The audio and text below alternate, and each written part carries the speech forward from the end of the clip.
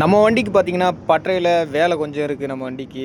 Diesel ஃபில்டர்லாம் கொஞ்சம் மாத்தணும். கிருஷ்ணகிரியில தாங்க இருக்கோம். இப்போ இன்ஜின் ஆயில் கொஞ்சம் குறைவா இருக்கிறதுனால, இன்ஜின் ஆயில் கொஞ்சம் ஊத்திக்கிட்டு, அடுத்து பார்த்தீங்கன்னா, டீசல் ஃபில்டர் தான் மாத்தணும். எப்படியும் வந்து இந்த வேலையெல்லாம் முடிச்சுட்டு தான் இங்கேருந்து கிளம்புவோம். டீசல் ஃபில்டர் பார்த்தீங்கன்னா, மாத்துறது கொஞ்சம் லேட் ஆகி போச்சு.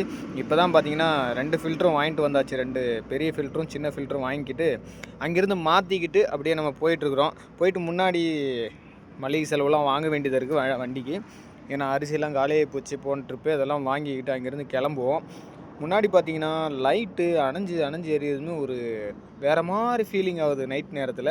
சரி நண்பர்களே வாங்க, காலையில் டிஃபன் பார்த்தீங்கன்னா, ஒரு 2 ப்ரெட்டு வாங்கியிருக்கேன். ப்ரெட்டும் நம்ம வீட்டிலேருந்து அரைச்சி கொண்டு வந்த இந்த பொடி அதையும் கொஞ்சம் கலந்து சாப்பிட்டுட்டு, இப்போ வண்டியை பார்த்தீங்கன்னா கொஞ்சோண்டு கழுவிக்கலாம்.